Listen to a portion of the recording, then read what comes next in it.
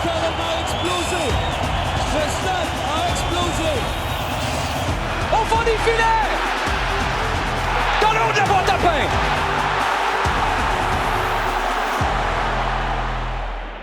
Ah, c'est moi qui commence? Ben écoute, c'est déjà commencé. Moi, je vais te commencer ça comme ça. Quand ça commence? C'est déjà commencé. Ah, bienvenue, c'est bienvenue à Plein Axe, de retour dans ses pantoufles, de retour dans notre domicile fixe. On était SDF pas mal la semaine dernière. On se déplaçait d'un hôtel à l'autre pour un passage qui a été très, très, très agréable en Floride pour le camp du CF Montréal. Olivier Brett avec vous, avec Frédéric Laure, les deux gars qui étaient occupés samedi soir à des heures différentes pour cause de décalage horaire. Ça a-tu été le fun, ton petit passage dans l'Ouest? Techniquement, t'as-tu su la fin de la game avant moi? Ça marche de même. C'est moi qui... C'est la rotation. Moi, mes amis d'Halifax, ils savaient la fin de Virginie avant moi, en général. Je les appelais pour savoir que ça vaut-tu la peine que je regarde aujourd'hui ou pas. Ils ont vu le Canada perdre avant. Avant. Mais je pense, c'est comme ça que ça fonctionne, non? T'avais-tu ton déjeuner au lit quand t'as regardé le match? Ou? Non. Je me suis fait un room service, mais quand je suis arrivé. Ce que je fais pas souvent, mais je suis un peu... C'est bougie, ça? Oui. Mais oui, non, mais écoute, il faut ce qu'il faut. T'as-tu payé avec de la gomme comme Kevin McAllister? Ou... Non. Ou c'était son frère, ça? Non. Je vais te dire, il y a un take par rapport au... je l'ai pas entendu, je sais pas s'il existe ce take-là, mais j'en ai un par rapport au Canada et aux États-Unis. Je trouve que John Cooper mange pas assez de schnout un petit peu. Oh. Parce qu'il a décidé de faire jouer son premier trio, Celebrini, McDavid, McKinnon, au bout. Fait que si tu regardes notamment, puis je voudrais revoir la troisième période pour être sûr de ce que j'avance, là. Je l'ai pas faite, puis je le ferai pas, OK, mon gars? Peut-être dans une couple d'années. Les trois que je viens de te nommer ont joué 23-24 minutes. C'est des minutes de défenseur aussi, mais c'est correct. En fait, l'idée, c'est, on pourrait dire, il a coupé son banc, mais mon point, c'est qu'il l'a pas vraiment coupé. Les trois autres trios ont joué comme des quatrièmes trios. Les trois autres ont joué 12, 13, 11 minutes aussi. À un moment donné, puis c'est là que souvent... J'ai vu la différence quand je me suis vraiment développé une pratique en soccer. Moi, j'ai grandi au Québec où l'analyse de hockey était hyper importante, primordiale, puis même devant tout. Au soccer, on est encore plus technique. Des fois, même, ça fait un peu buzzer les analystes de hockey. Mais il y a une question de rythme, notamment, qui est important, particulièrement en soccer. Je pense que c'est l'est aussi en basketball. Mais en hockey, on n'en parle pas beaucoup. Mais écoute, quand quelqu'un prend tout le temps la mise en jeu en territoire adverse, ou du moins joue 23 minutes, puis l'autre joue 10 minutes, au niveau du rythme, du beat que tu prends dans cette game-là... T'en as un qui est off? Je pense que oui. Puis tu peux pas demander aux trois autres trios de trouver un air d'aller aussi quand t'es fait jouer de façon sporadique. Il a continué, à moins de me tromper, même en troisième période, il a continué à jouer à 4 trios avec un trio qui jouait 8 fois plus que les autres. Je pense que ça... fudger le rythme des autres. Puis il aurait fallu vraiment prendre une décision drastique. Il y en a 3, 4 qui ne jouent plus aussi. Ben, tu sais quoi, on aura peut-être un petit parallèle à faire avec Anadi Sinchuk et cette analyse-là, parce que, juste pour donner le menu un peu de ce qui s'en vient au cours des prochaines minutes, on va revenir sur ce match-là, ou ces matchs-là, dirait Marco Donadel, un match avant et un match après l'expulsion de Thomas Aviles. Un match à l'heure de l'Ouest, un autre à l'heure de l'Est. Oui, ou un match à l'Ouest tout court, à un moment donné, je te dirais, avec cette défaite-là de 5-0. On va revenir sur le départ d'un LAFC de Marc Dos Santos. Ça a plutôt bien démarré face à l'Inter Miami et compagnie. Puis enlève plus tôt, mon gars. Ça a très, très... c'est parce que par rapport au 5... Non, mais par rapport au 5-0 de San Diego, je dis 3-0... Ouais, c'est face à Miami. Tu me diras que l'adversaire n'est pas pareil. Puis on se bat pour la même place que Miami en ce moment. Oui, exactement. Alphonso Davies aussi qui s'est blessé. On aura l'occasion d'en parler après que tu te sois ouvert une bière. Carlsberg, probablement le meilleur son. Hey, puis sur 10, mon tech de hockey, je passerais dessus, mettons, dans une radio non, mais en fait, faudrait, ce que tu viens de dire, je pense que c'est très juste. Là, il faudrait revoir le match. T'sais, comme la première mi-temps. T'as pas ce sentiment-là? Ouais, mais à quel point t'es off? Parce que ça restait une Christie de game de hockey, là. C'est pas comme si c'est parce que si ton premier trio avait baissé de rythme, dans le fond, ce que t'es en train de dire, c'est que t'as pas maximisé les autres en essayant de tout siphonner. Moi, je le vois avec la victoire de Montréal entre autres. Puis tu allais dire, c'est pas la même affaire. Puis non, mais la victoire de Montréal donne beaucoup de répétitions à Marie-Philippe Poulin pour Laura Stacey. Ces joueuses-là jouent 20 minutes, les autres jouent 10-12 aussi. Ouais, mais quand le deuxième trio, depuis plusieurs années, n'a pas de rythme, je pense, moi. Puis ils n'ont pas le moyen, justement, de trouver une façon d'engranger des points puis d'engranger offensivement des choses. Ils jouent pas mal, puis défensivement, c'est extraordinaire, mais ils ne réussissent pas nécessairement à aller chercher leurs occasions de marquer comme il faudrait. En tout cas, c'est mon take. Écoute, je vais prendre une gorgée. Vas-y. Moi, en passant, il y a juste une canette qui a été ouverte aujourd'hui pendant l'enregistrement parce que là, à un moment donné, on apprend. 3 fois de suite, là, on a décidé d'ouvrir ma petite Carlsberg sans alcool avant l'émission. Donc, à mon tour d'en prendre une gorgée pendant que t'embrayes avec cette défaite-là. On a volé un concept à quelqu'un du CF Montréal aussi. Appelons-le, c'est notre informateur secret. Appelons-le, mettons, T-Love. OK. D'accord? Et il nous disait ce jeu, assez le fun aussi, qui est un jeu de taverne, puis un jeu de podcast, assurément. C'est-à-dire que si, pour le CF Montréal, tu pouvais recruter n'importe quel joueur québécois au moment où on se parle, indépendamment de toute contrainte, c'est-à-dire place dans l'effectif, il est où dans sa carrière, il veut-tu pas, t'as de l'argent ou pas. N'importe quel joueur québécois pourrait venir demain matin avec le CF Montréal. Qui sait que tu irais prendre? C'est une bonne question. On commence avec C'est ça, le là? fun, mais oui. Veux-tu que je te fasse la liste ou t'es en tête? Ben, vas-y, québécois? juste pour les gens, en fait, peut-être qui nous écoutent. Mais il y a Ismaël Koné, Nathan Saliba, Mathieu Chouanière, j'ai mis Zoran Basson aussi, ça peut être intéressant, surtout dans le contexte montréalais en ce moment. Moïse Bombito, qui est blessé, mais Luc de Fougerolles. Est-ce que tu mets Alistair... Il compte comme un Québécois. Alistair Johnson? Oui. Ouais, il est venu habiter ici pendant 4 ans. Là. Non. OK. Crépeau et Pantémis. Ouais. Je pense pas qu'il m'en manque. Puis Luc de Fougerolles, je l'ai mis aussi. OK. En même temps, si on met de Fougerolles, il faudrait peut-être mettre Alistair Johnston. Ouais, puis si tu mets de Fougerolles avant Bombito, faut Non, Bombito, faut qu'on c'est se sûr. parle. Mais tu le mets dans la liste. En même temps, attends une minute, de Fougerolles là, est beaucoup plus jeune que Moïse Bombito. Beaucoup? Ben oui, il y a quoi? Il y a à peine 20 ans de Fougerolles, non? Ouais, mais ils ont pas 10 ans de non, différence mais Bombito de est au milieu de sa carrière. Puis, Au en fait, je fais juste Au dire... milieu bas. Non, mais pour le profit, OK. pas qu'en même temps, l'autre mais moi, va monter beaucoup plus haut aussi. Ouais. Mais y a-t-il un monde où, dans quelques années, ou du moins dans les 3 prochaines années, ou dans les 4 prochaines années, de Fougerolles est vendu plus cher que Bombito? Ah ouais, mais ça veut pas dire... Vendu plus cher, oui, peut-être. Là. S'il est acheté par un club de Premier League, Mais ou, c'est ça, ça c'est juste dépend ça du pourquoi. championnat où tu non, vas. parce que tu dis c'est évident. Moi aussi, Ouais. je pense que c'est évident parce qu'en ce moment, Bombito, c'est de loin le meilleur défenseur. Exact. Mais est-ce que de Fougerolles a un potentiel qui, d'ici quelques années, tu peux frapper un coup de circuit, tu sais? Ben, la réponse est oui. Vas-y Tranquille. donc en premier. Ah, c'est assez simple. Puis surtout avec ce qu'on a vu du CF Montréal depuis le début de l'année, en fait, depuis le premier match. Puis je pense, je prends du talent, c'est Ismaël Koné. Ce gars-là peut jouer à la place d'Escobar en ce moment, ou peut jouer à la place de Longstaff / Lautouri / n'importe qui d'autre. Tout le monde. Puis c'est un gars de talent, c'est un gars qui a de la folie. Je pense que c'est un gars aussi...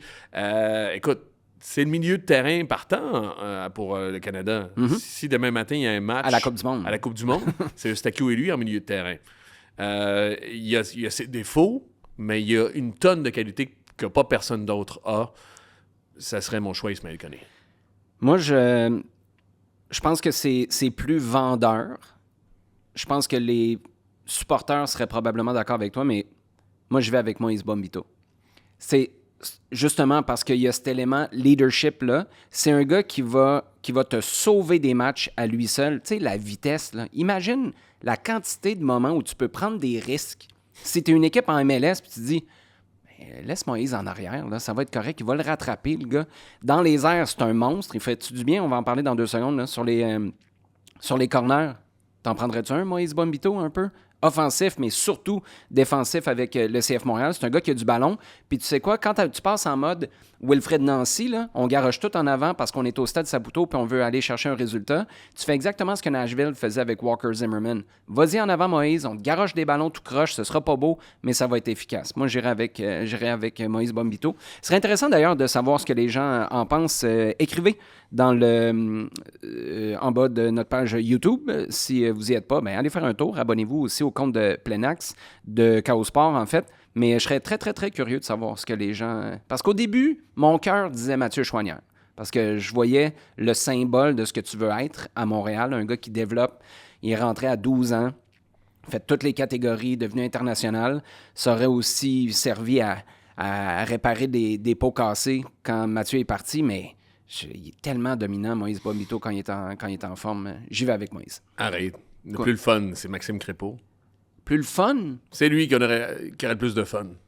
Ouais, mais là, il est juste trop loin dans sa Hey, il carrière. a joué un moment. sacré match, hein, Crépeau. Ouais, c'est un super arrêt en Tu sais début de que match. l'équipe avec le plus projeté ce week-end, c'est de loin les Red Bulls de New York. Ils sont à 4,65 de buts projetés. Ils ont marqué 2 buts, en fait. Pour te donner un exemple, et c'est les buts projetés, OK? Vous enverrez vos courriels au service Des à clientèle, là, au service des plaintes. Mais à titre comparatif, là, c'est 2,35, je pense, San Diego contre Montréal. Les Red Bulls ont 4,65 de buts projetés. Hey, question pour toi, je ne sais pas si vous en avez parlé dans le reportage. Dreyer, le deuxième but, il fait-tu exprès pour passer à Pellegrino à travers Gillier? Moi, j'ai vraiment l'impression qu'il a Je sais fait que Vincent ça est exprès. je sais que... Parce que pour les gens qui nous écoutent, excuse-moi, je t'interromps, mais il passe le ballon. Il passe le ballon de l'intérieur du pied. C'est pas frappé très fort, c'est pas frappé très loin. Il s'assure de garder ça sur le cadre. Puis Gillier, tu sais, là, en faisant ces répétitions-là à l'entraînement, qu'il va essayer de repousser le ballon. Si tu frappes trop fort, il va l'envoyer très loin. Puis si tu frappes juste au bon endroit, il n'essaiera pas de l'attraper, il va essayer de faire l'arrêt, puis tu sais que c'est quasiment une passe par la bande à travers le gardien d'un pied du gars qui est à ta gauche, mais à qui tu peux pas passer le ballon parce qu'il y a un défenseur. Moi, je pense qu'il a fait exprès avec ça. C'est quand même hallucinant. Hein? Vas-y. Je peux-tu parler? Ben, mais ça. Non. Vincent n'a pas aimé sa sortie À Gillier? à Gillier. Je sais que Brian Dunsett, l'analyste américain qui était là, a juste trouvé que c'était des circonstances, puis que c'était un tir, puis Pellegrino était à la bonne place au bon moment, puis qu'il avait anticipé aussi ça. Moi, je pense qu'au contraire, je trouvais qu'Avilés avait fait un bon recul-frein. C'est niaiseux, là. Mais il était un peu... certains vont dire qu'il était entre deux chaises, mais il avait juste fermé l'angle. Ben, justement. Puis l'autre, je pense qu'il a voulu surprendre Julien. Il a voulu marquer. Il est-tu Ben, à ce point-là? Mais pour vrai, c'est un coup de génie. Non, je ça sais. serait un coup de génie. Parce qu'il est capable Ben, aussi. c'est pour ça. Si c'était un autre joueur, je te dirais pas ça, mais je me suis dit, coudonc, c'est tellement... Parce qu'à quelque part, ça manquait de conviction. Tu sais, à la quantité de buts que ce gars-là a marqué l'année passée, tu te dis, il aurait été capable d'être plus décisif que ça. Puis je me suis dit, hey, c'est peut-être un coup de snooker qu'il a essayé là. Je pense que justement, il regarde, puis Avilés fait un bon recul-frein parce qu'il coupe la ligne de passe, puis il coupe aussi son angle de course. Il essaie de frapper. Puis il essaie de frapper de l'extérieur pour le surprendre. Écoute. On est-tu en 2025, là? Les corners, la défense, les expulsions. J'ai un peu de misère à comprendre ce qui se passe. Super, super but. Pour vrai, là. Je sais pas si c'était parfaitement, là aussi, intentionnel de Chris McVeigh, mais il te l'a-tu mis, ce corner-là? Ah, tu veux commencer avec ouais. ça? Ouais, mais attends une minute, là. Tu l'as mis dans notre programme aujourd'hui. Ah ouais? Mais moi, mon contre-argument, c'est que c'est aussi important que ça, parce que dans une T'enquêtes année... sur 2 corners à ton premier match, puis l'année passée... Ouais, mais le premier, moi, le deuxième... Non, ben voyons donc. moi, c'est juste le premier. Ben voyons donc, le deuxième, tu perds complètement ton gars au marquage. Complètement. Il n'y a pas un chat sur lui. Il passe 2, 3, 4 passes sur le côté. Tout le monde s'endort. Tu réussis à contourner. Tu passes en retrait à un gars qui... C'est tout préparé à l'entraînement. Ça, c'est là. le 4e but. Who cares? Mais... Il y a 1 an et 1 match. Moi, après le carton rouge, c'est vrai que ça devient... Écoute, il y a deux choses. McVeigh, c'était avant. Les buts, c'est anecdotique. L'effort, c'est pas anecdotique. Puis qu'est-ce qui permet à cette équipe-là de se rendre au carton rouge, c'est pas anecdotique. Mais ce 4e but-là... OK, je vais juste prendre le premier, même si pour moi, le deuxième est pertinent aussi. Tu sais, que tu sois 10 ou 11, là, défendre sur un corner, ça change rien. Ouais. Je suis désolé. Fait que moi, c'est pour ça que je mets le deuxième aussi. Mais Chris McVeigh, dans quel univers ce gars-là se ramasse tout seul? Mais il y a eu un pic sur Morales. Parce Ah que oui, moi, je mais pensais que tu c'était vas- Escobar qui était au marquage de McVeigh. Puis je t'ai dit, ouais, c'est une catastrophe à regarder tout de suite après. Ouais, En fait, après le match. Mais je comprends c'est ça. Morales qui se fait prendre un peu... Mais je le sais. Mais ce que je veux dire, là, puis je reviens, il y a 1 an plus 1 match. Ton objectif après une année de merde sur coup de pied arrêté en 2024 un de tes 3 objectifs d'année. Gagner un trophée, être meilleur défensivement. Puis le 3e, c'était être meilleur sur les coups de pied arrêtés défensifs. T'encaisses encore, puis ça a été une catastrophe l'année passée. Là. Je suis peut-être un peu mieux sur la fin de saison. T'encaisses 2 fois sur corner. Il y a un pic. Je suis au courant. Préparez-vous pour le pic. Soyez plus fort. Compensez. Communiquez. Tu peux pas.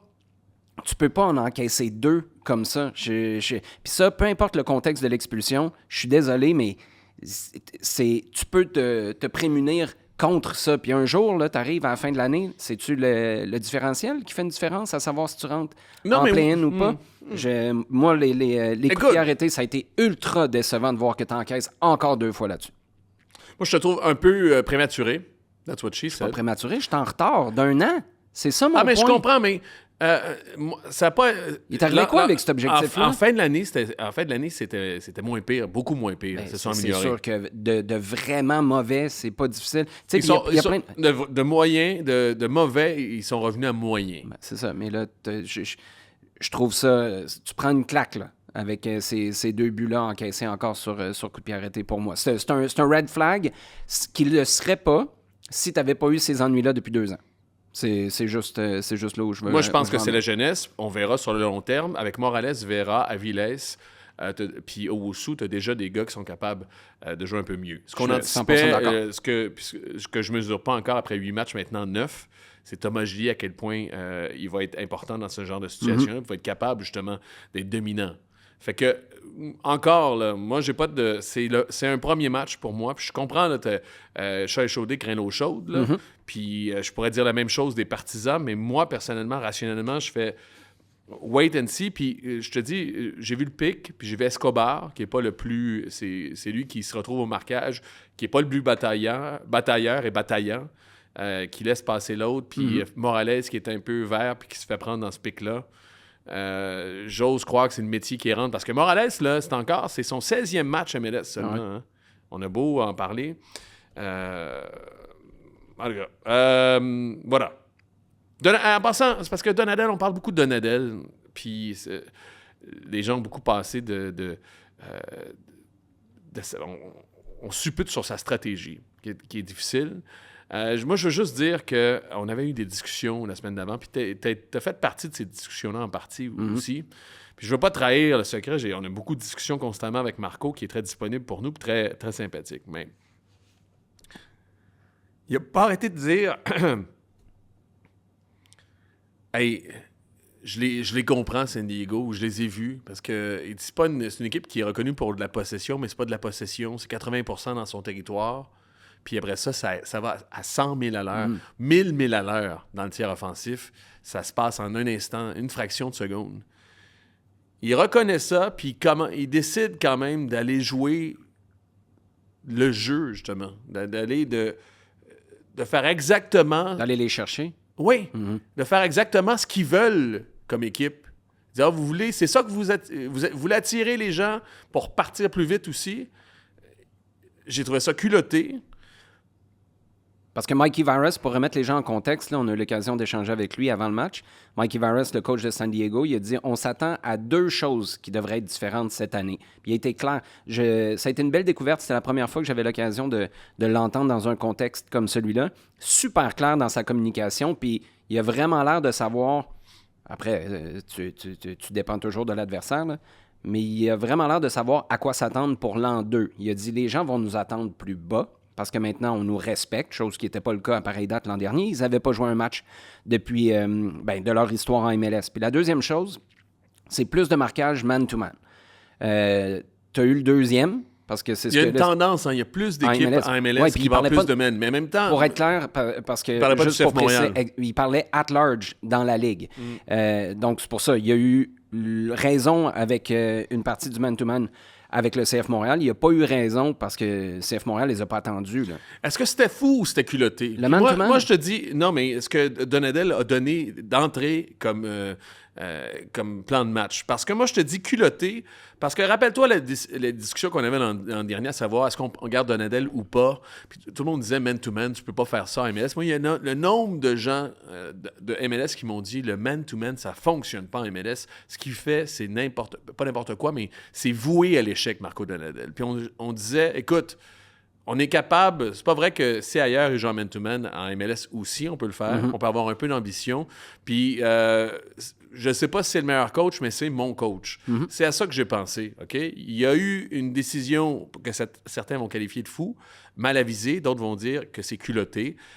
C'est comme ça que je décide de le voir pour l'instant. Puis j'ai peut-être des lunettes roses. Je te dis ça aussi parce que ces mêmes personnes-là, puis d'autres personnes en MLS à qui je parle, m'ont rappelé après la game, m'ont texté après la game. Puis le lendemain aussi m'en ont parlé. Puis, écoute, il n'y a pas plus de foi, surtout après une défaite de 5-0, envers Marco Nadal dans le reste de la Ligue aussi. T'sais. Puis il y a un analyste, c'est pas quelqu'un qui est dans un staff de MLS, c'est un analyste qui m'a fait une comparaison avec Mathias Almeida de San Jose. Mathias Almeida, c'est peut-être un des premiers, sinon le seul, qui a essayé ça, cette stratégie-là, man-to-man aussi. Il y a des différences entre les deux, là, mais on n'ira pas là-dedans. Il me dit, c'est comme Mathias Almeida, puis c'est pour ça qu'Almeida, ça n'a pas marché en MLS, parce que puis c'est là que aussi je veux peut-être t'entendre, si ça te tente, il dit, quand un joueur prend une mauvaise décision, prend Brian Vera nécessairement, ou Morales sur le deuxième but, dit, tout s'écroule. Dans un man-to-man, quand quelqu'un l'échappe... C'est pour ça que je prends Moïse Bombito dans mon équipe. Oui, c'est ça. Quand quelqu'un l'échappe...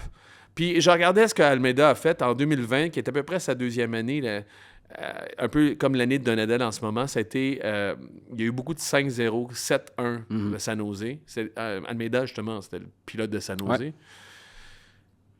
Qui est rendu avec CV, par contre, en Ligue 1. Pire défense en 2020. Ils sont finis 7e de l'Ouest. Puis 2021, c'est une saison écourtée, par contre. Hein.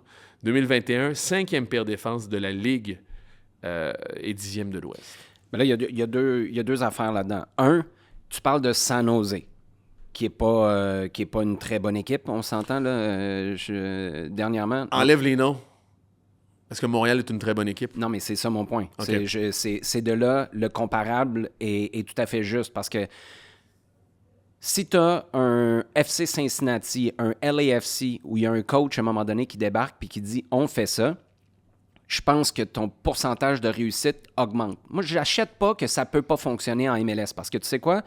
Jouer à la Wilfrid Nancy, il y a 10 ans, on disait que c'était pas possible en MLS parce que la qualité des joueurs n'était pas là. Bien, finalement, il a été capable de le faire avec des joueurs de qualité, oui, mais aussi des mots farcis là, qui auraient été considérés comme des gars à l'époque, là, il y a 10-15 ans, incapables de faire ça. Le niveau de jeu en Amérique du Nord dans les académies... Max Arfston, qui était un choix de repêchage du milieu de tableau. Là. Et puis des gars promus de l'académie, Patrick Schulte, etc. Le problème avec... On est très, très, très heureux, on vous le dit souvent, de vous avoir à l'écoute, mais on veut aussi vous avoir à l'écoute dans l'Extra. Donc, si vous n'êtes pas déjà abonné, chaosport.tv, abonnez-vous à l'Extra pour non seulement avoir accès à plus de contenu de plein axe, mais aussi pour avoir accès à des concours, des tirages exclusifs parce qu'on a plein de goodies pour vous. Chaosport avec un S, un peu comme les bières qu'il y a ici en ce moment, .tv. Moi, ce que je comprends pas, c'est comment, avec le type d'effectif que tu as, tu peux, même si ça marche, ton man-to-man défensif, comment tu peux attaquer après? T'as pas des gars qui sont assez doués individuellement, puis c'est ce qu'on n'a pas arrêté de dire là, pendant le camp d'entraînement, puis je trouve la lucidité du CF Montréal, de sa direction, de Marco Donadel, superbe. On n'a pas le game changer qu'on a déjà eu avec un Drogba, un Di Vaio, un Piatti. Ivan Jaime est peut-être, là c'est moi qui parle, pas eux, peut-être ça, mais ça reste à valider. Donc, c'est quoi qui va faire en sorte que tu es capable de te sortir du lot? C'est collectivement, puis tes automatismes. Tu sais, quand tu es défenseur latéral gauche, puis tu suis ton gars, puis tu te ramasses ailier droit, quand finalement, là, tu lèves la tête, tu dis « Ah, on a le ballon », tu vas où? Tu fais quoi? Il faut que tu aies des gars qui, mentalement, techniquement, tactiquement, sont hors norme pour être capable de garder le ballon assez longtemps pour que tu te réorganises au complet ou qu'au contraire, ton latéral gauche qui est rendu ailier droit, ils disent « Moi, je continue ». C'était une des grandes réussites, ça, à Columbus de Wilfrid Nancy. Parce que tu regardais, souviens-toi, c'était le dernier match, il y a 2 ans, ils sont allés à Columbus. Ou il y a 3 ans, je ne me rappelle plus trop. Ils sont allés à Columbus. Écoute, Je me rappelle qu'ils sont allés à Columbus. Ouais, mais Alors ça, c'était un je suis des là, derniers je te matchs de suis. l'année. Moi, je me rappelle, Samuel Piette était au milieu de terrain, il courait. Tu n'as aucune idée qui tu marques parce que ça bouge tellement. Mais ça, tu as un travail de fond, tu as des joueurs de qualité, puis tu as de l'argent qui a été pompé dans cet effectif-là. C'est la raison pour laquelle, moi, je comprends ce que Donadel veut faire, mais dans les faits, en ce moment, ça marche pas. Tu te fais traîner. Là. Il y a eu un moment... Ça va-tu marcher à un moment donné? Moi, je pense là, pas que ça peut marcher à Montréal. En après-match, puis je dis, il y a j'espère me des tromper. décisions à prendre Mais aussi. Mais là, à faire... Puis, ce que tu dis, là, sais-tu c'est qui a le plus couru dans cette équipe-là en distance? Écoute, ça vaut ce que ça vaut parce qu'ils ont joué à 10, puis il y a eu des changements. Tu sais qui a le plus couru en distance? Vas-y. Vas-y, dis un nom au hasard. Morales s'est promené. Morales. beaucoup. Ouais. À la fin, d'ailleurs, puis en même temps, encore là, c'est circonstanciel, mais que Morales soit le joueur le plus avancé. Alors que Morales, là, on a beau dire, puis il y a des gens dans la ligue qui l'aiment pas. Nous, on l'aime comme défenseur, OK? Puis les gens disent, c'est pas un gars c'est des gars qui ont un peu des pieds carrés, là, puis... On disait la même chose de George Campbell. en Exactement. passant. Non, mais exactement. Mais Morales, là, sa force, c'est d'être grand défensivement, d'être imposant, d'être kamikaze. C'est pas de courir jusqu'en haut puis de se replacer aussi. Tu veux pas de l'autorie dans la charnière centrale. C'est ça qui arrivait alors que Morales était 9e. Ça, c'est aura les pâquerettes, là. C'est sûr qu'on peut être complexe. Tu parles de Wilfried Nancy, mais je suis super d'accord. Fait que ça m'amène à... Ah, puis Piette. C'est pas des forces de Piette que de courir partout sur le terrain. Non, mais attends, tu peux même... Piette, c'est les lignes de passe, comme un peu à la Bernier, les lignes de passe, le bon positionnement, la couverture. Mais ça, tu parles avec le ballon, tu as tout à fait raison. Avec Moi, je et te sans? flipperais. Ouais, mais je te flipperais justement à sans le ballon. Quand tu décides de faire sortir Piette, puis c'est correct, tu as le droit, mais tu décides de faire sortir Piette, qui dans cette équipe-là a ce côté-là responsable, très tourné vers Non, l'équilibre personne. défensif? Mais ça t'en prend un? Thoralson était là en équilibre, mais il fait l'équilibre devant, mais l'équilibre derrière, mon ami. Non, mais moi, je pense que si t'as pas un profil à la Piette, si c'est pas Sam lui-même, comment tu peux faire ça? T'as tout le temps un gars qui est pas à sa place. Puis Donadel dirait avec raison, sur papier, bien, il est à sa place parce que lui, il fait son travail sur le gars, mais ça crée des trous. Puis San Diego, en première mi-temps, là, je comprends qu'on dit qu'il y a eu l'expulsion puis il y a eu un match avant, un match après. Mais San Diego ont promené la défense du CF Montréal. Le nombre de fois, là, à un moment donné, là, Bombino, Ah, l'arrière il part. droit. Ah oui. Non, mais ils l'ont raté une couple de fois. Mais en première mi-temps, même si ils n'ont pas eu... puis D'énormes c'est dans- chances. Non. Puis dans la démence, puis c'était agréable même aussi. Puis j'étais comme, pourquoi pas? C'est la folie, c'est le chaos, on se démène. Ils ont raté Bombino 2 fois. Mais si une équipe l'accroche, là, le right back tout seul, qui s'en va sur une autoroute, mon gars, c'est... T'as l'impression d'être en Corée du Nord, sur l'autoroute où il n'y a pas personne, mais c'est 8 voies, tu sais. Il était là. Je veux juste revenir à ce que dit. Il y a des décisions à prendre, puis tu as mis ça aussi dans nos sujets qu'on devrait aborder. C'est quoi les décisions qu'il peut prendre à ce moment-ci? c'est la Parce même que chose. il a changé le système. Sinon, là, si on parle de personnel, c'est quoi les autres solutions? Thoralson, Non, mais Thoralson, il finit pas la saison à gauche, là. On s'entend-tu Non, là-dessus? mais... Puis, de toute Il est façon, là qui en à sa attendant. place? Ben, Long- Non, mais... Non? Ça va oui, ça va m'amener à mon autre point. Longstaff ou Loutouri, ça va-tu changer grand-chose en 8? Non. Non, c'est Hidalgo, tu veux dire, Guboglo. c'est pas là que tu changes le visage de ton équipe. Non, c'est là. ça. Tu sais, c'est ça. Hidalgo ou Guboglo ou Bougaï. D'ailleurs, c'était Guboglo toute la semaine. Il a changé son idée. Je ne sais pas s'il y a des circonstances qui amènent à ça, mais on n'a pas voulu me répondre là-dessus. Sinchuk pour Opoku ou Carmona. Carmona qui a fait une bonne entrée en passant. Ouais. C'est ça. Il y a des décisions à prendre. C'est des décisions personnelles qu'il y a à prendre, Donadel, dans tout ça, je pense. Écoute, ça reste la première, puis il ne Tu veux faut dire pas des- s'emballer. Quand tu dis personnel, tu veux dire par rapport à ses propres convictions Oui, de ce oui. qui est possible, Exactement. plutôt que des changements de personnel. Oui. Ça semblait pas être Ou ça. sanctionner quelqu'un. Ouais, mais OK, mais tu sanctionnes qui après un match, là, quand tu te fais sacrer une volée par les gagnants de l'Ouest l'année passée? Non, mais... Puis, je C'est- reviens, c'est une... Peut-être que, justement, ça prend un peu plus de temps pour vraiment asseoir des principes. Que ça a été, justement, une claque au visage. Il y a peut-être des choses qui vont se faire plus facilement, Ouais. plus aisément. Mais il n'y a pas une tonne de solutions. Puis, Jaime, tu parles de Jaime. Je voulais juste le souligner, ça. Parce que je pense qu'il y a des gens qui n'ont pas nécessairement tout capté ça dans la séquence KO, parce qu'on était au cœur de ça. On vous a dit, et c'est vrai, et c'est par rapport à nos discussions au staff technique, et plusieurs discussions. Le staff technique, ceux qui sont sur le plancher des vaches, voir Jaime comme numéro 10. Exact. T'es d'accord? Oui. Puis ça, on a continué, puis nous, on l'a intégré à notre discours. Jaime, c'est un 10. Puis moi, je suis d'accord, hein, parce que je pense que c'est un 10. Moi, je vois Carles Rill au meilleur. Je pense pas que c'est un allié comme les vœux de Nadal, c'est rapide, capable de provoquer un contre un. Je pense que c'est un gars qui peut créer le chaos puis se mettre entre les lignes. Puis c'est un gars qui a beaucoup de ballons dans les pieds. Jaime. Le genre de joueur, donc, comme Carles Rill. Ouais. Très libre dans l'entrejeu. Mais Luka Saputo, vous l'avez entendu, puis là, les gens ont comme flippé puis ont comme décidé, OK, c'est l'ailier gauche.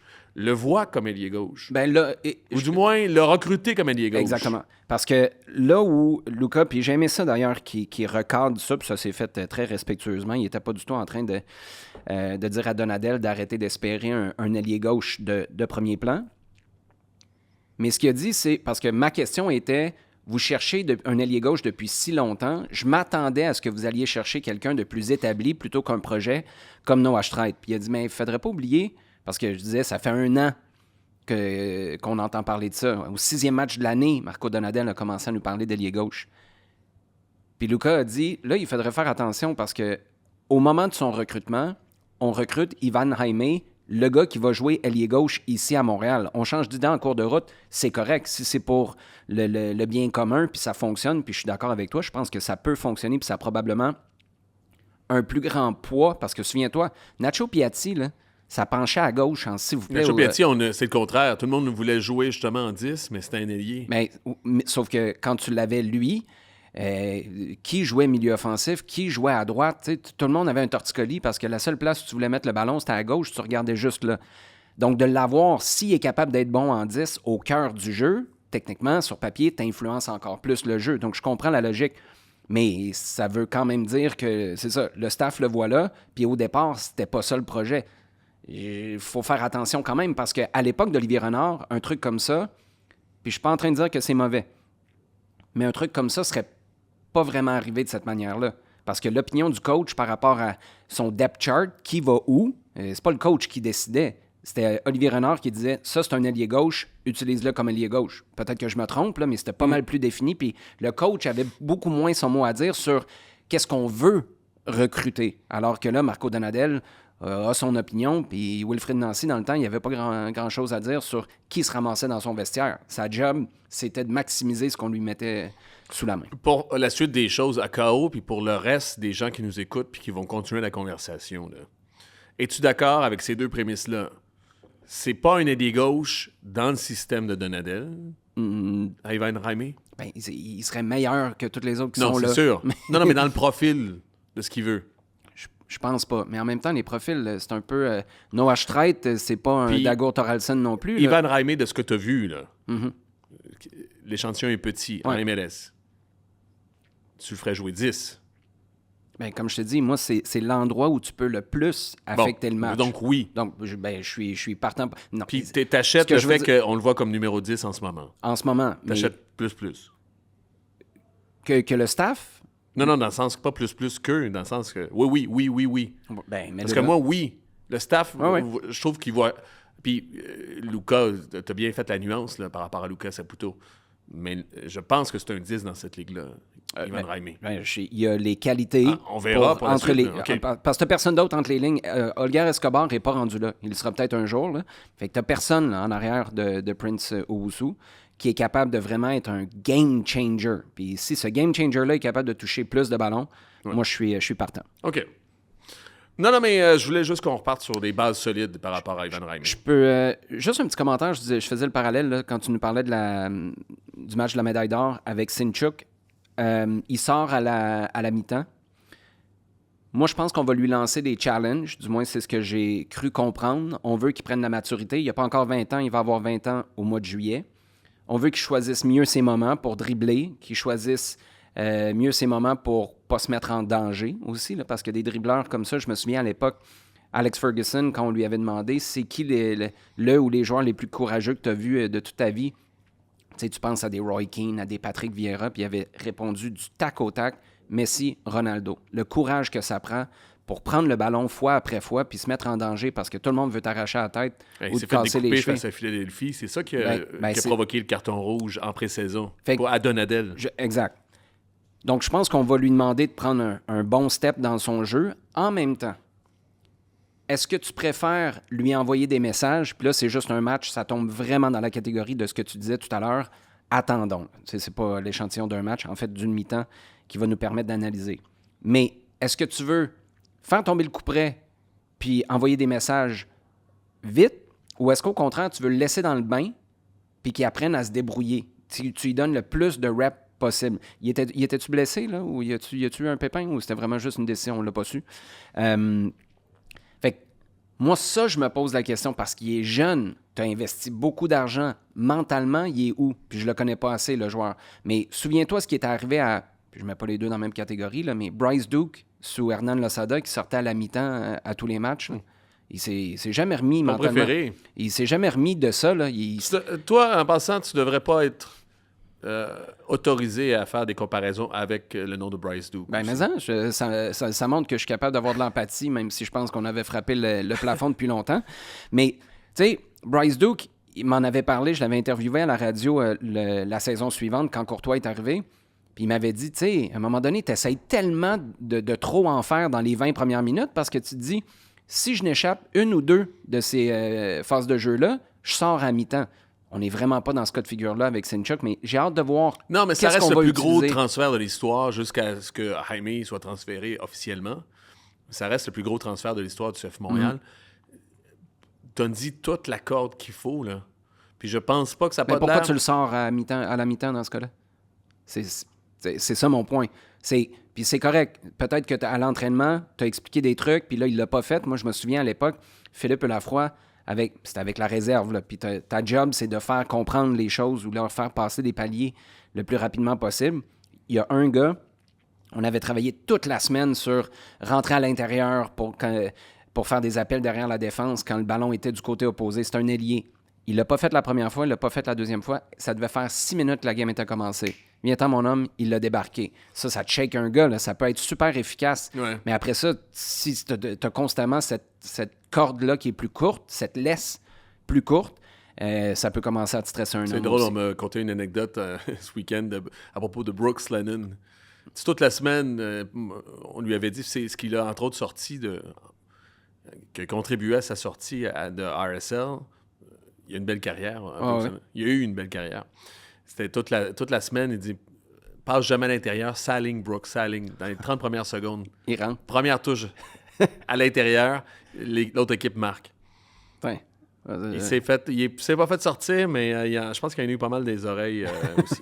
Hey, tu sais, on parle souvent de Philadelphie, on parle comme à titre comparatif du CF Montréal, on dit, tu sais, San Diego, pour le vrai, là, bon, on parle de moyens peut-être, mais... Synergie avec des clubs ailleurs. Mais non, mais encore mieux, là. La première affaire qui m'a... Kieran Sargent, Ouais, les jeunes. 22 ans, formé à Houston. David Vasquez, 19 ans, formé à Philadelphie. Bombino, 19 ans, C'est fou. au LAFC. Le gardien. Eisner. Le gardien. Ouais, mais le gardien joue ailleurs, mais c'est un gars de San Diego. Je le compte pas aussi, mais quand même. Oscar Verhoeven. Ah, mais il faisait ses débuts. San Jose aussi. Il y a 19 ans. Non, je sais, 19 ans, pareil. je veux dire. Mais non, attends une minute, en termes d'âge, je pourrais te citer aussi les Red Bulls, puis tout. La Ligue se rajeunit, puis il y a le pari de la jeunesse se fait aussi ailleurs. Puis c'est correct. Puis Montréal est là-dedans. Je fais juste dire, ces gars-là qui étaient ailleurs, dans des académies ailleurs, dans des MLS Next Pro ailleurs, ils ont été identifiés, puis ça marche full pin. Le repêchage de l'année passée, il y avait quand même le premier choix, mais ils ont 2 choix au premier tour qui fonctionnent. Ils ont 3 gars de Nord-Jalen, Dreyer, Verskov. Verskov, il est tuant. Phénoménal.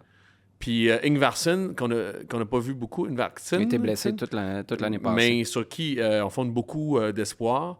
Tu sais, quand on parle de synergie ici, on est un peu... Mais eux, là-bas, ça fonctionne des tonnes. Puis à ça aussi, je voudrais ajouter, tu devrais voir les yeux aussi de tout le monde, mais de Vincent Détouche, quand on dit « Hey, Lewis Morgan, ça va-tu marcher à San Diego? » Lewis Morgan, s'il peut revenir, là, il va avoir une sacrée saison là-bas. Là. Mais je te dirais pas, à Montréal, je te dirais ouais, bon, mais là, mais il pourquoi? semble fitter Ben, direct. Puis Pellegrino, même chose. Ouais.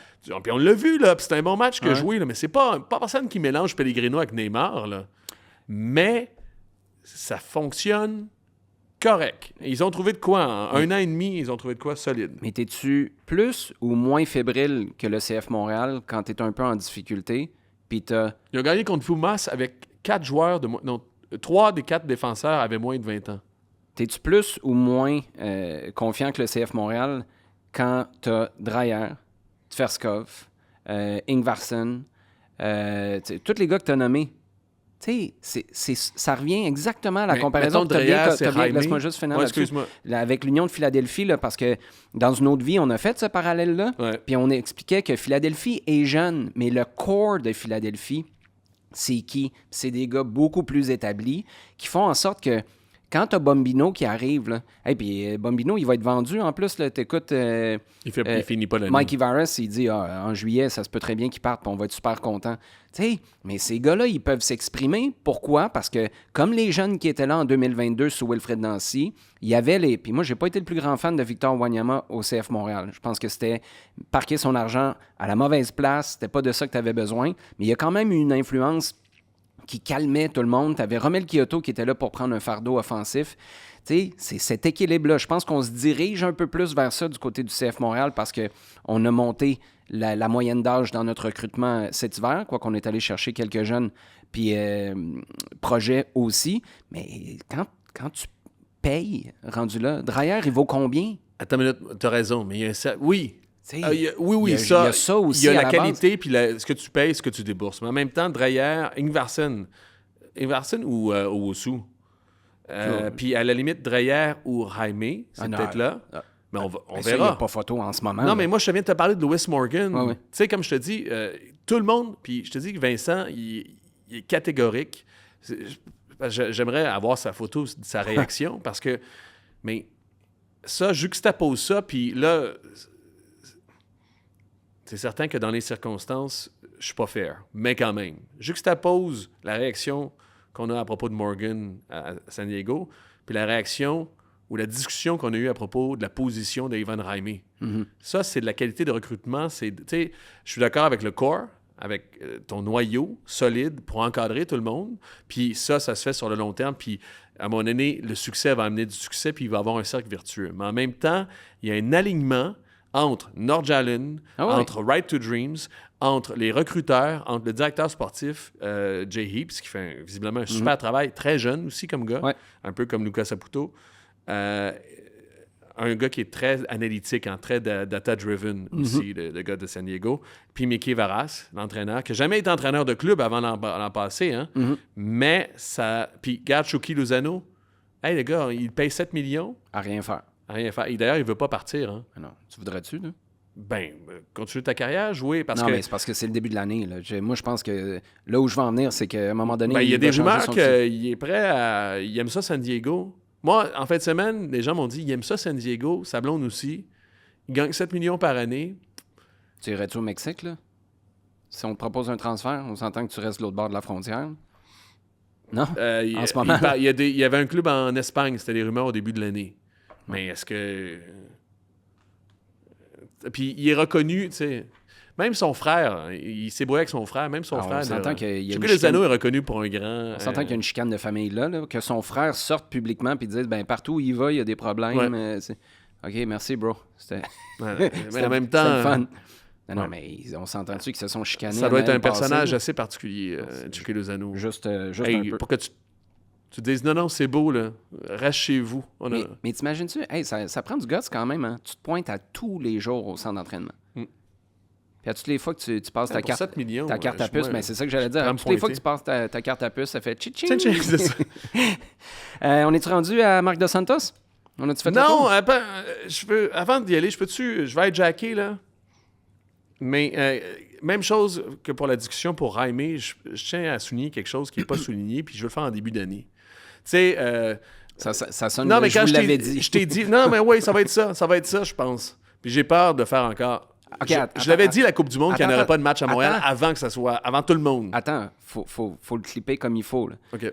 Dans ce chapitre de « Je vous l'avais dit », on est... Quelle date? On est le 23 février. Fred veut vous annoncer que... Une autre page de « Je vous l'avais dit ». Non. Les Whitecaps de Vancouver. Puis je pense que les partisans montréalais et les amateurs de soccer canadiens devraient s'engager dans ce dossier-là. Parce qu'il y a un problème, il y a un immense problème à Vancouver présentement. C'est-à-dire, le grand problème, c'est leur relation avec le BC Place. Hein. Ils n'ont pas nécessairement d'entente, puis l'entente n'est pas assez lucrative aussi, parce que le BC Place, pour l'exploiter, décide de prendre du cash, puis ils ont des états financiers aussi, c'est pas une charité. Puis les deux parties, dernièrement, ont même dit qu'on était arrivé au mieux qu'on pouvait faire entre les deux de l'entente, qui est visiblement loin d'être satisfaisante pour une équipe de MLS dans les circonstances actuelles. Donc, ils ont besoin au PC d'un stade et visiblement, les choses n'avancent pas et les choses ne sont qu'au statut du fantasme au moment où on se parle, alors que le temps presse aussi. Absolument. Le deuxième problème, c'est la déclaration. Puis là, je parle des déclarations qui ont été faites. Puis ça, c'est une méga bombe. De la Ligue. De la Ligue, puis de l'équipe. Il dit, on a ouvert nos livres, ici, nous, à Vancouver, aux acheteurs potentiels, parce qu'ils veulent vendre aussi à Vancouver. Il dit, il y a à peu près une trentaine de personnes ou consortiums qui ont regardé ça.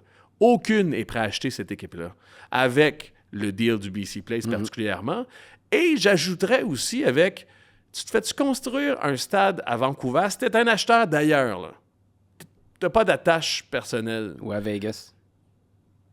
Tant qu'à dépenser, mon gars, là, sur ta pièce, dès la première année, tu vas faire 30% de plus avec cette équipe-là. Fait que il n'y a personne qui est intéressé de l'acheter à Vancouver. Cette concession-là est au bord du gouffre. Ça devrait obséder les partisans vancouverois, naturellement, les partisans canadiens, les partisans montréalais aussi.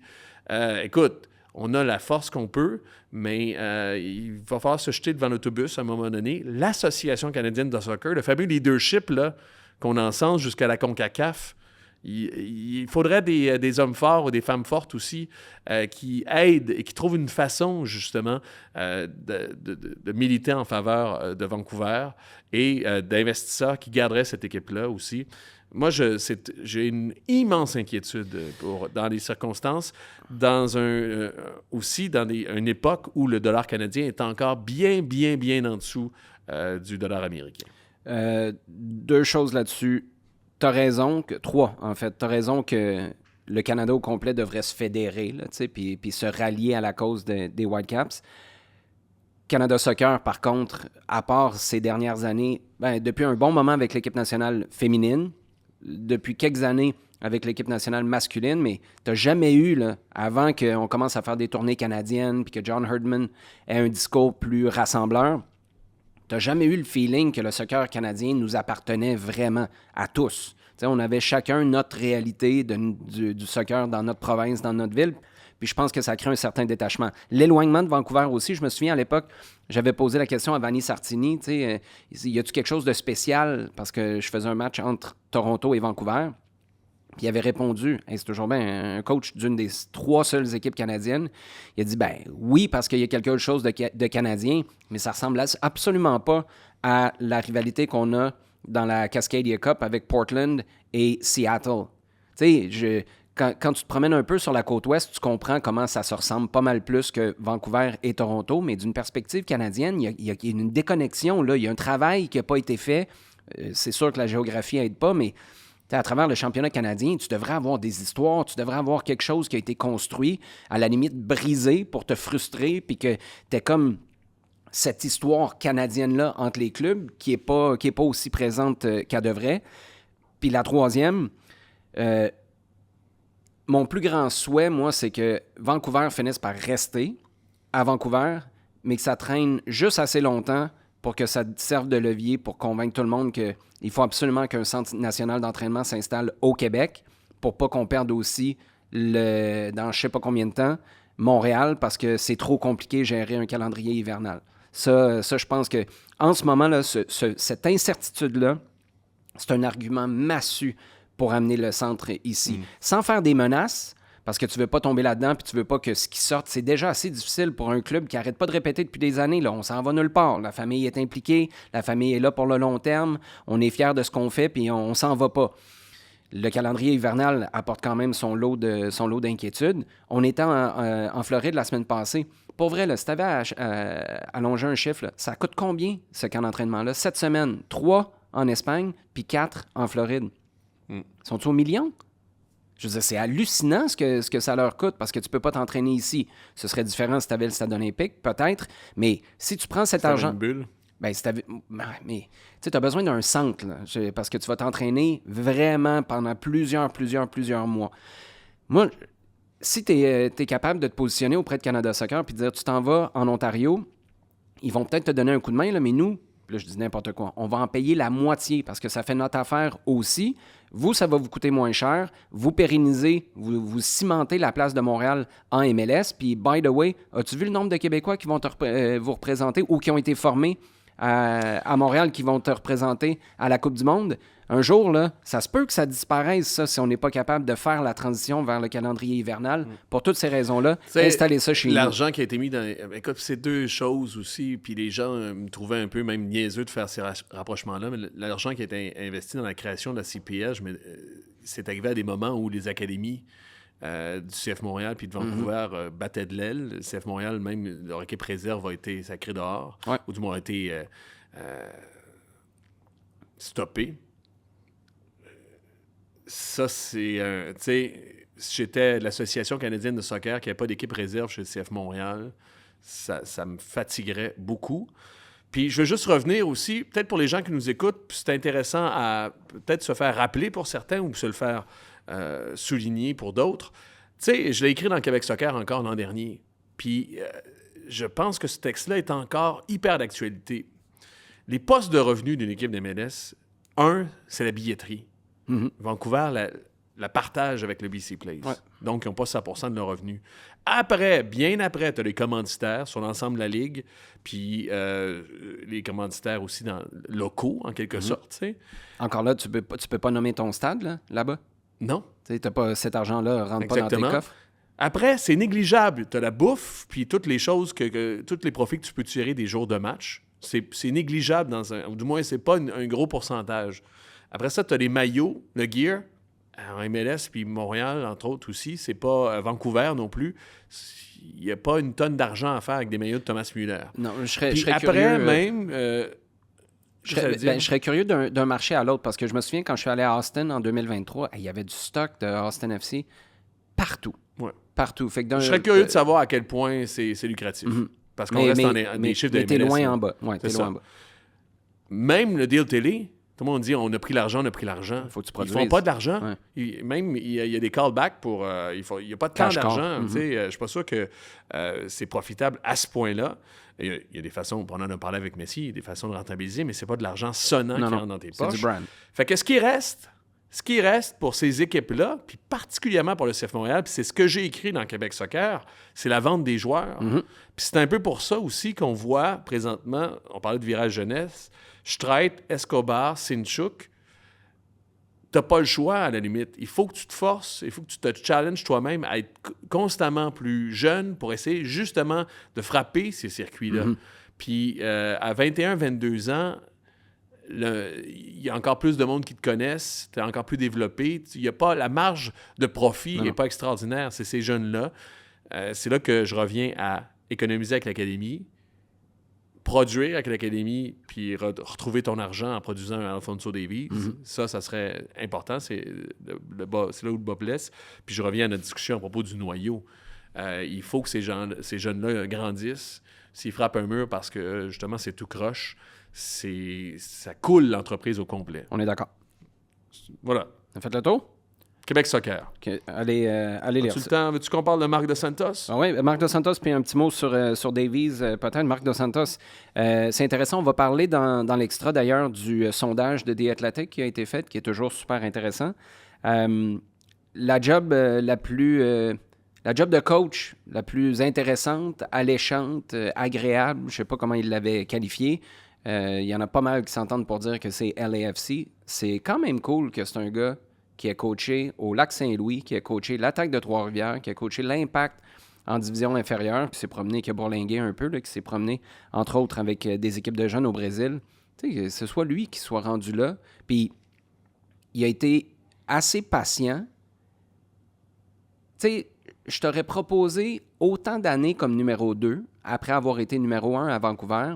C'est pas long que tu peux devenir étiqueté numéro 2, puis on te redonne pas de chance, ou du moins pas dans la place qui t'a donné une place de numéro 2 depuis si longtemps.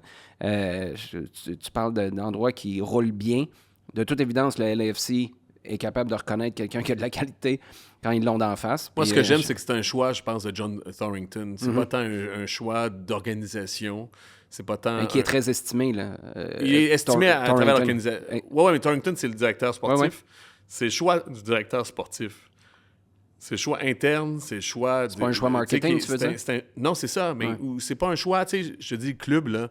Le club est allé chercher Olivier Giroud. C'est Thorrington qui est allé chercher Bouanga.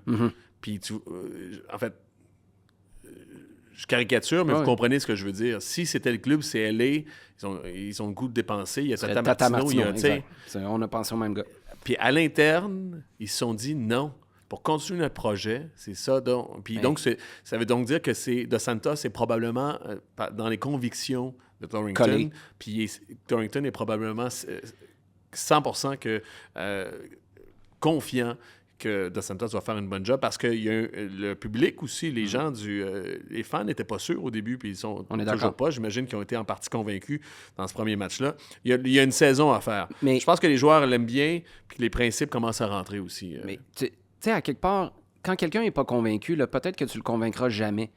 Puis peut-être que les propriétaires du LAFC, il a fallu que Thorrington mette son poing sur la table.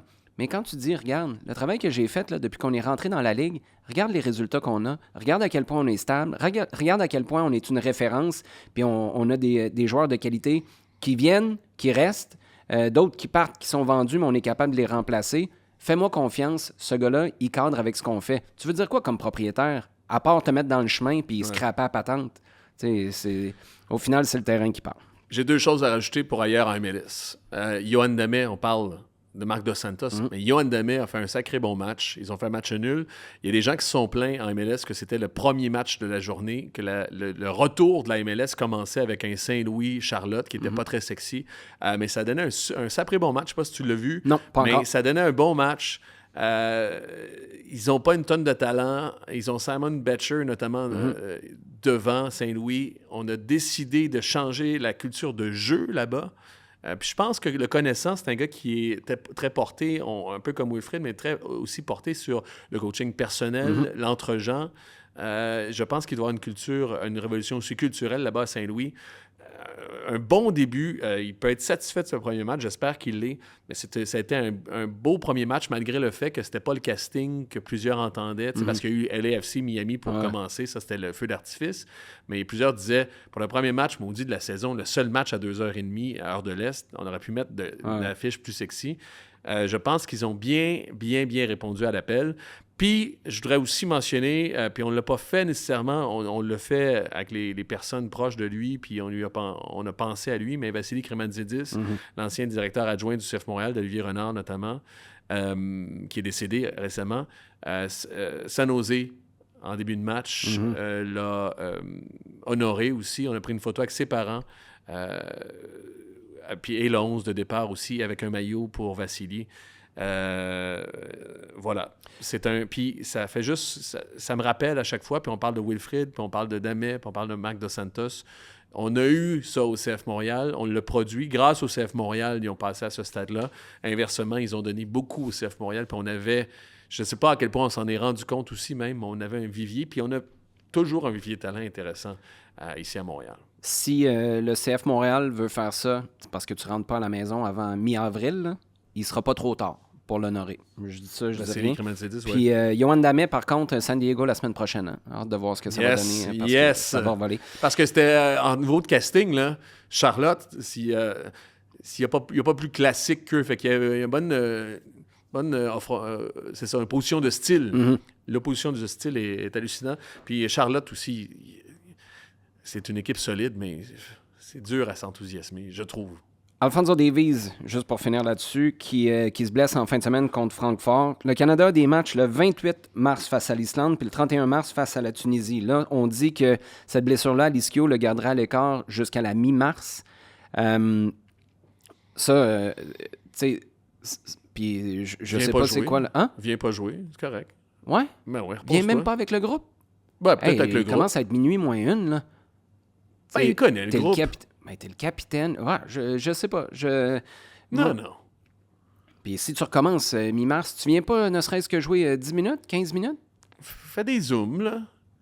Joue Il te à... reste 4 games avant Joue la Coupe du Monde. comment ça s'appelle? À Twitch? Hein? Tu veux qu'il aille sur Twitch? Ouais. Non, mais avec... Non, On joue pas à Twitch. Je joue pas à Twitch. Là. Tu joues pas à Twitch. Tu joues sur Twitch, dans Twitch. Non, je suis vieux. Comment ça s'appelle, le jeu, là? Voyons. Tableau. Les jeunes, là, dans la régie, là. Voyons. Fortnite, merci.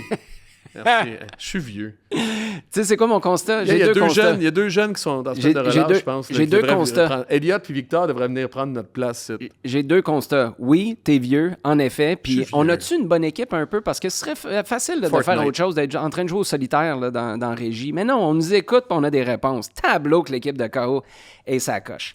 Non, moi, je suis pas d'accord avec toi.